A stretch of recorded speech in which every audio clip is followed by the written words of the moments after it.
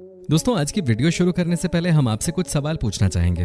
क्या आप जानते हैं आज तक कौन से देश ने ओलंपिक में सबसे ज्यादा पदक अपने नाम किए हैं? कौन सा वो देश है जिसके पास पूरी दुनिया में सबसे अधिक फॉरेक्स गोल्ड रिजर्व मौजूद है?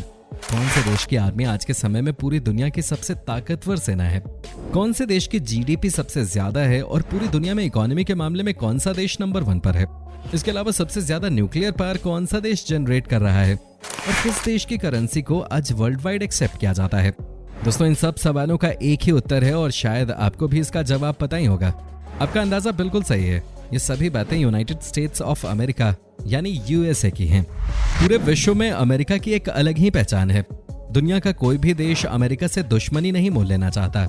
साथ ही तमाम देश अमेरिका के साथ अच्छे संबंध बनाए रखने में विश्वास रखते हैं।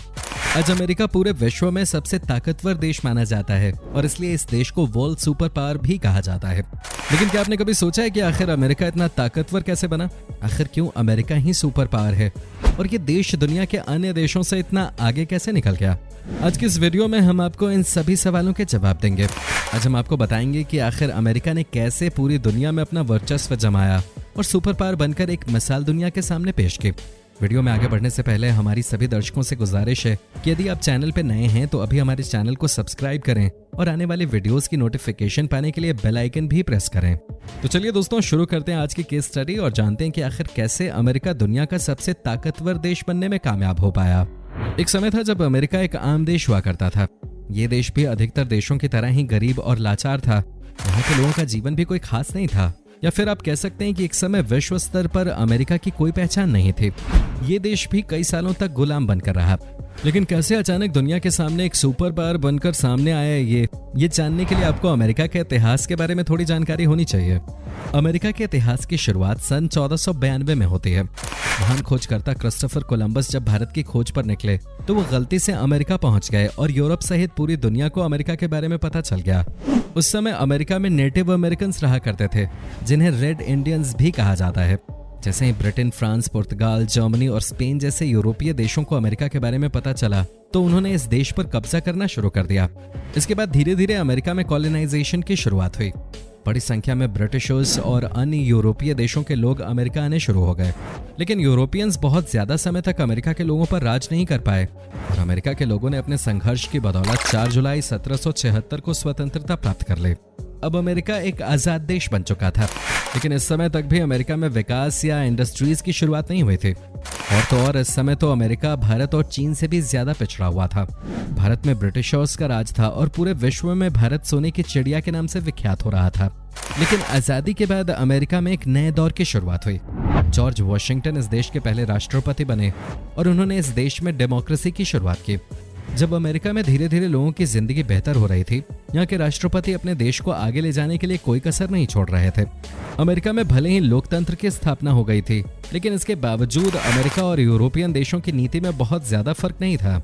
अमेरिका ने कुछ देशों पर दबाव डालकर तो कुछ को अपनी चालाकी से, चाहे जैसे भी हो, ज्यादा से ज्यादा देशों को अमेरिका ने अपने साथ जोड़ना शुरू कर दिया। 1867 में अमेरिका ने रूस से पूरे अलास्का को केवल $7.2 मिलियन में खरीद लिया था। ये डील विलियम सेवर्ड और एडवर्ड डे स्टोइकल के बीच हुई थी। अमेरिका से बहुत दूर हवाई पर भी इस देश ने अपना शासन जमा लिया था। साथ ही पोर्टोरिको और फिलीपींस जैसे देशों को अमेरिका ने 1898 में अपने साथ जोड़ा। अब अमेरिका को विश्व स्तर पर पहचान मिलनी शुरू हो गई थी। लेकिन अमेरिका के सबसे स्वर्णिम युग की बात करें तो वो 1900 से 1950 के दौरान आया। यही वो समय जब अमेरिका पूरी दुनिया के सामने एक सुपर पावर बनकर सामने आया। इसी समय में अमेरिका में एक बदलाव की आंधी आई। आपको बता दें कि प्रथम विश्व युद्ध के समय तक यूरोप सबसे बड़ी महाशक्ति हुआ करता था। लेकिन 1914 से 1918 तक चले प्रथम विश्व युद्ध में यूरोप के अधिकतर बड़े देश पूरी तरह से तबाह हो गए। ब्रिटेन, फ्रांस, जर्मनी, स्पेन और पुर्तगाल जैसे सभी देश आपस में लड़ रहे थे।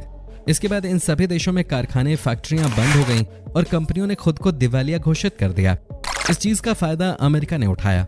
अमेरिका ने अपने देश में कंपनियों को न्योता देना शुरू कर दिया और इंडस्ट्रियल रिवॉल्यूशन की शुरुआत हुई। पहले विश्व युद्ध के बाद यूरोप के देशों की आर्थिक स्थिति बहुत खराब हो गई थी, जिससे इसके इंटरनेशनल ट्रेड पर भी असर पड़ा। अब अमेरिका से यूरोप सहित दुनिया के कई अन्य देशों में सामान की सप्लाई होनी शुरू हो गई, क्योंकि प्रथम विश्व युद्ध से अमेरिका को कोई खास फर्क नहीं पड़ा था और इस देश की इकोनॉमी भी स्टेबल थी। अमेरिका के पास इससे काफी पैसा आने लगा और यहाँ की इकोनॉमी बूस्ट होने लगी। कुछ सालों तक सब ठीक चलता रहा, लेकिन 1930 के दशक में अमेरिका में ग्रेट डिप्रेशन आया। लेकिन इससे उभरने के लिए अमेरिका ने मिलिट्री इक्विपमेंट्स की सप्लाई शुरू कर दी। हथियारों की दुनिया में मानो अमेरिका ने क्रांति ही ला दी हो। जल्दी 1939 में द्वितीय विश्व युद्ध की शुरुआत हो गई। इस युद्ध में ब्रिटेन और यूरोप के अन्य देशों ने अमेरिका से बहुत अधिक मात्रा में हथियार खरीदे, जिससे अमेरिका को बहुत लाभ मिला। अमेरिका ने द्वितीय विश्व युद्ध में हिस्सा तो लिया, लेकिन उन्होंने कोई भी युद्ध अपने देश में नहीं लड़ा। इस युद्ध में अमेरिका के भी कई सैनिक और लोग मारे गए। इस युद्ध ने यूरोप की बची खुची इकोनॉमी को भी तहस नहस कर दिया। लगभग दुनिया के सभी विकसित और विकासशील देशों में द्वितीय विश्व युद्ध का प्रभाव देखने को मिला। इसके बावजूद अमेरिका की इकोनॉमी पर इसका कोई असर नहीं हुआ, इसलिए पूरे विश्व में अब अधिकतर व्यापार अमेरिकी डॉलर से ही होना शुरू हो गया था। यहाँ तक कि यूरोपीय देशों के लोग भी अमेरिकी डॉलर खरीद कर रखने लगे, क्योंकि उन्हें लगा कि मुसीबत की घड़ी में अब यही है जो उनके काम आ सकता है। 1944 में अमेरिका में सभी देशों के प्रतिनिधियों की एक कॉन्फ्रेंस आयोजित की गई। इस कॉन्फ्रेंस को ब्रेटन वुड्स कॉन्फ्रेंस भी कहा जाता है।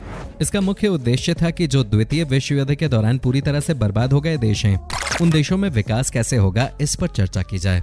इसी सम्मेलन में अमेरिका ने एक तरह से विश्व मुखिया बनने की अपनी दावेदारी पेश की थी।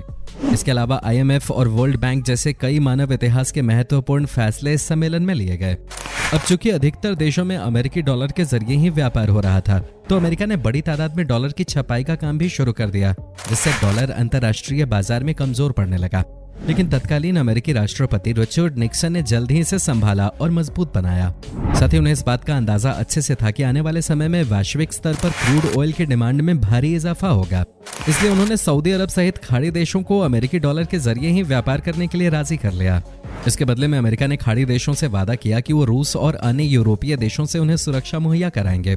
अमेरिका अब एक सुपर पावर बनने लगा था, इसलिए किसी भी देश ने उसके खिलाफ जाने की हिम्मत नहीं की, क्योंकि अगर कोई देश ऐसा करता तो यकीनन अमेरिका को यह बर्दाश्त नहीं होता और ये उस देश पर हमला कर देता। 44 एलाइड देशों ने भी इस बात पर सहमति जताई कि वे अपना अंतर्राष्ट्रीय व्यापार अमेरिकी मुद्रा में ही करेंगे।